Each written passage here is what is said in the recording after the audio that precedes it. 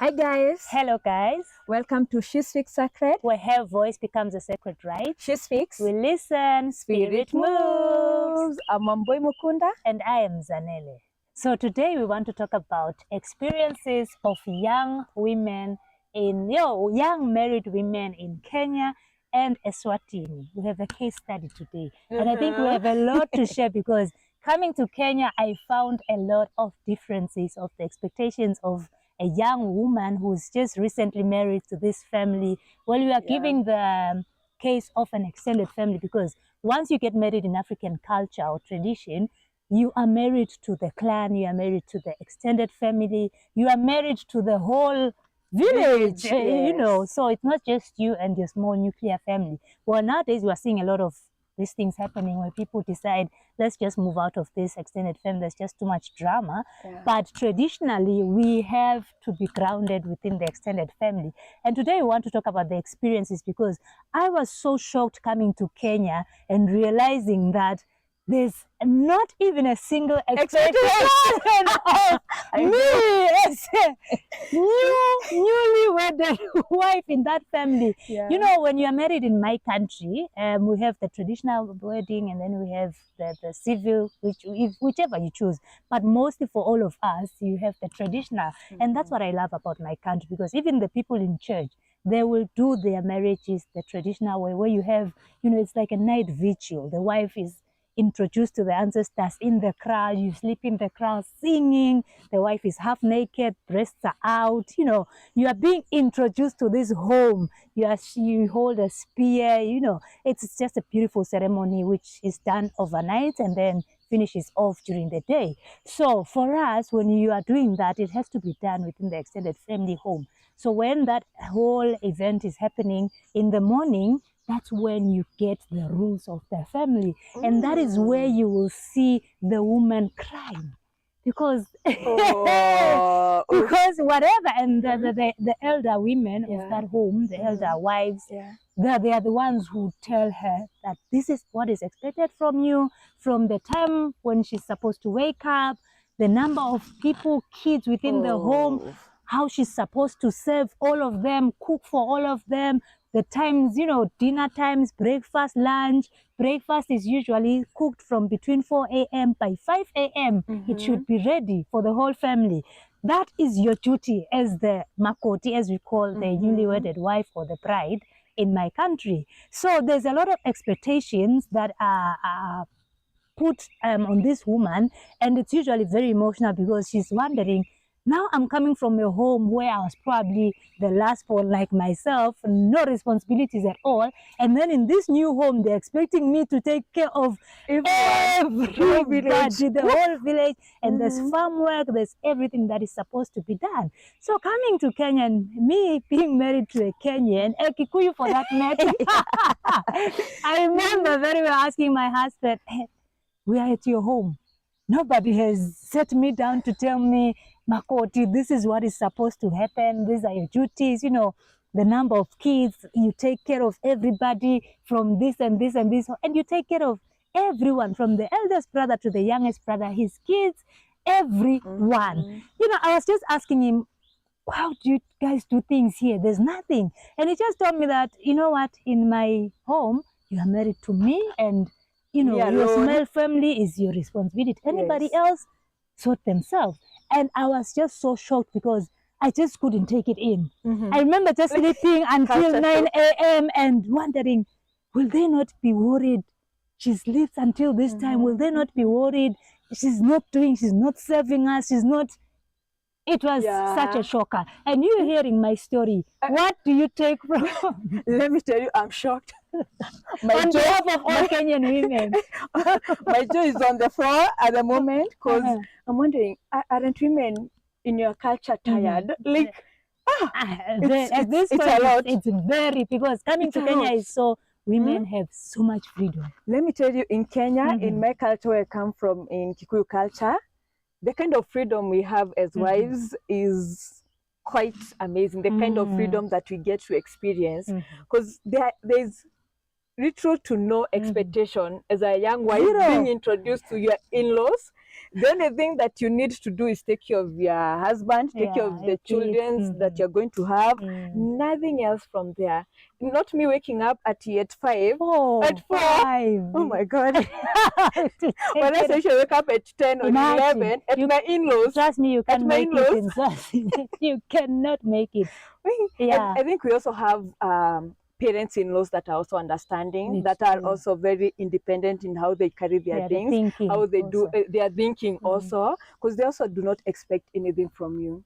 You won't receive a call being told that why haven't you prepared breakfast for the whole village? Why haven't you done this and this? There's nothing like that. You just need to take care of their son. Nothing else. Their son and their grandkids. The rest, everybody takes care of themselves. And I don't know whether the other cultures that also practice the same way in Africa as you do, because what I've seen from Kenya, even from other cultures, tribes, there's no much expectation. Nothing. Very little. You don't have to take care of the whole village, the whole clan. You just need to take care of yourself and your family, and everybody else, they can take care of themselves. Their failings, their problem. But you'd be shocked to hear that a lot of Kikuyu men, well, the elders, they told me that, do you know that this was actually part of our culture as the Kikuyus? We lost it at some point. When the white men came and distorted everything that the Kikuyus had. He told me that this is exactly what was expected from a traditional Kikuyu wife. And I think because for us, we never lost a lot of our traditions, cultural practices, that's why you're seeing it continuing to happen even today in modern day society, because people are calling us backwards, people are calling us uncivilized, women rights are being hindered on, and it's for them, they feel like these people are too backwards for us. But if you are in Swaziland, I think the way we talked about this even in our previous videos, the way we are groomed, for us, we know that this is something that in the near future will be expected from me. So growing up, I knew very well that even if I love sleeping until this time, the minute I get married, it's over for me, because now 4 a.m. will be my waking up time. I need to start preparing and cooking and making sure that things are ready. By the time people wake up 5 a.m. for the farm, the uji, the porridge is ready for everybody. Lunch is prepared. Lunch by 5 is prepared. So it's something that we grow up knowing. And whatever you are saying, that expectations, I think it has a negative effect in terms of expectations from parents, from people. When you hear people saying black tax for us is something that is very high, because yes, you're expected to take care of everybody. So from the parents to the brothers to the siblings, it's an expectation that you have made it in life. We expect you to help. And for, I don't know, maybe for others it feels bad. For me, I've always felt like it's part of me. Even when I'm in Kenya, if you go to MoneyGram, my account is millions and millions. Yes, because it's part of who I am and part of how we are brought up. You have to help. You have to. You just have to. It's something that is engraved in you growing up. And I think, I don't know if it's a bad thing or if it's a good thing, because some people complain about black tax. Black tax is, I have no experience with that also. I have zero expectations on that also. Let me tell you, I've read of scenarios of people who had experienced black tax. And black tax, I think it's good when it is voluntary and not involuntary. Yeah, exactly. If it comes from your heart that you want to, you're willing and able to help the family, you can help. Because you're also being brought up, you can be able to help them, but it's still lazima. It's not a must you help your family. It's up to you. It has to come from your heart. But the ones that it has to be involuntary, like you're being forced, you're being manipulated, demanded into providing for your family and all that. I think for me, I do not support black tax at all. It can lead to depression. It can. For most people, especially firstborns, or people who are a bit financially stable in the family, they feel some kind of burden taking care of other people. I wanted to know, because from what I've heard from your culture, you are groomed for marriage as you're growing up. For us, as you're growing up, marriage is not it's not a must. It's mentioned, but it's not like on a regular basis. Like you need to do this because when you get married, it was not so much ingrained in us. For me, growing up, it was more on education. I need to study, I need to get a good job and all that. I wanted to know, are there divorces that happen? Considering you guys have been grown, you've been groomed into a culture where you're told you need, the way you're supposed to be taking care of this man, the way you're supposed to be taking care of this family. Are there divorces rates? Modern day society, modern day cultures, experiences, TikTok, me hearing that Kenyans are not forced to do things. I'm wondering, I'm asking myself, I'm being forced. I can't stay in this nonsense. Of course, we are being influenced by, outside forces, cultures, and people are now admiring things that are not ours. So the minute you start saying, it's not a must I provide for my parents, you're starting to lose the culture that was engraved in you growing up. For us, it's a must you help. Even it's a must. You have to help. It's like me going to your home and finding you working and I'm just standing there without any feeling of helping or being part of what you're doing. It's so wrong for us. For us, it's we'll talk stories as you work. Now for us, it's so wrong that in fact the elders can chase you out and beat you because you have no respect or regard for the next person. So in our culture, helping is a must. The neighbor, stranger, you find them working in the farm, you can't just go stand and wave or tell them stories. You get into the farm, you help. So when it comes to divorces, yes, we are starting to see a lot of high rates of divorce. The church has come and really destroyed our culture and who we are as a people. And we are losing a lot of value in terms of family values, grounding, marriage. family values. We are seeing a lot of, and not in a bad way, we are seeing a lot of single parenthood. If it's by choice, then I feel for me, for me, when you get a child, I feel like that child should be raised by both parents. So when you are voluntarily saying, I want my child and I want this child alone, I don't want the father of the child, that is voluntary. Unless the father passes or, things happen. But if you go there saying, I don't want the father to be part of this child's life, then it's a problem because now we are seeing a lot of women admiring cultures that are not ours.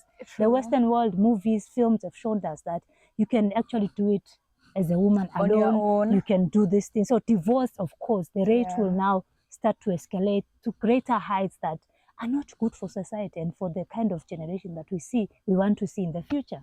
There's so much, there are so many single mothers in the Kikuyu culture, so much separations and divorces happening, just because I think the fact that we moved away from how we practiced our culture, how we did our things, how boys were brought up knowing you're going to be a father, you're going to be a husband, and this is your responsibility. The same way with girls, they were being brought up knowing you're going to be a mother, you're going to be a wife, and that these are your responsibilities.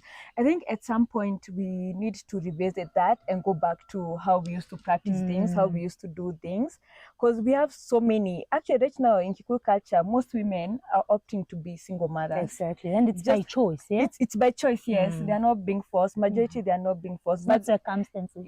But we have circumstances where men are not taking up responsibilities, or abusive, or they are abusive. So you are with a man. This man does not provide for you, does not protect you. At the end of the day, you ask yourself, I'm better off single. I'm better off single because I'll only take care of myself and take care of my children and nobody else, not a grown man. So I think we need to check into that issue and how we are bringing up our children and the kind of cultures we are integrating in our families also, how we are telling them how they need to be good fathers, they need to be good husbands, good mothers, and good wives.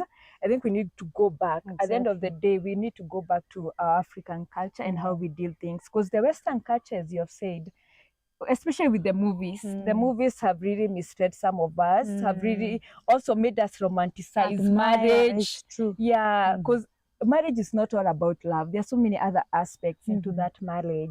There is respect.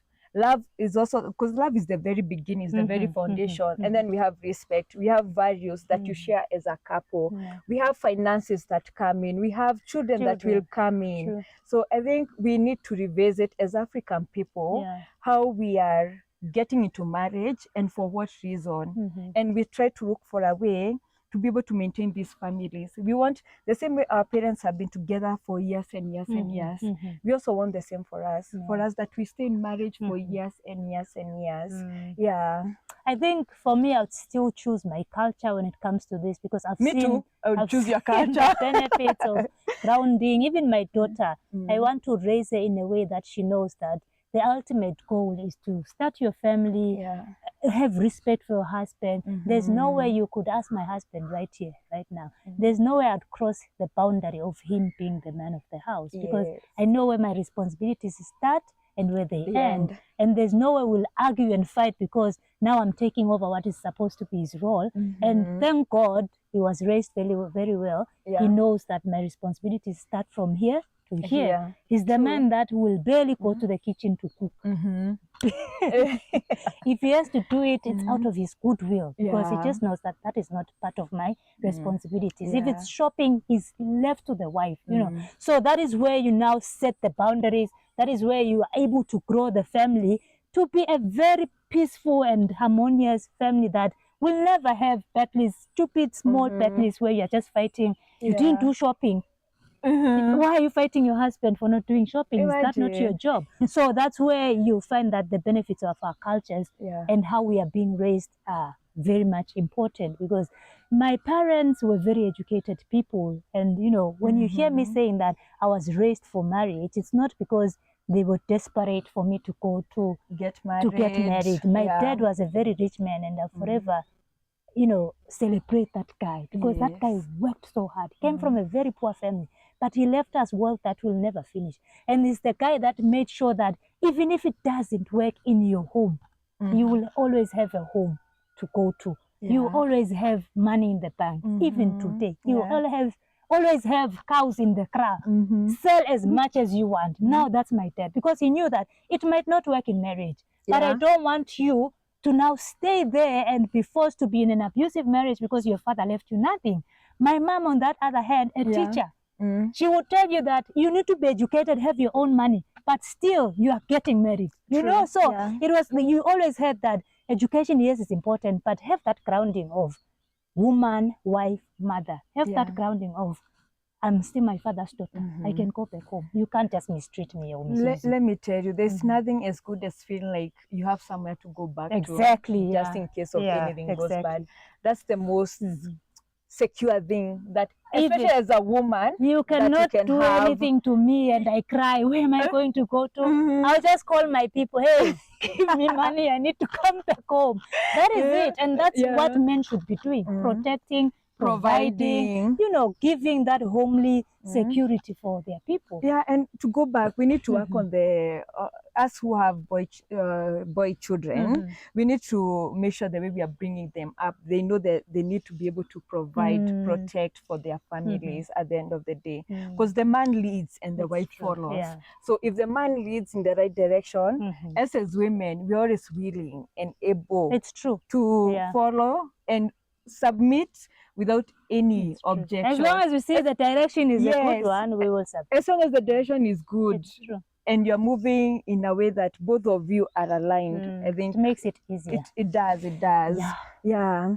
So tell us, in your culture as a young wife, a young husband, any expectations that you have from your culture, let us know. Leave a comment. Don't forget to like, subscribe, and follow us on all socials. Bye-bye. Bye.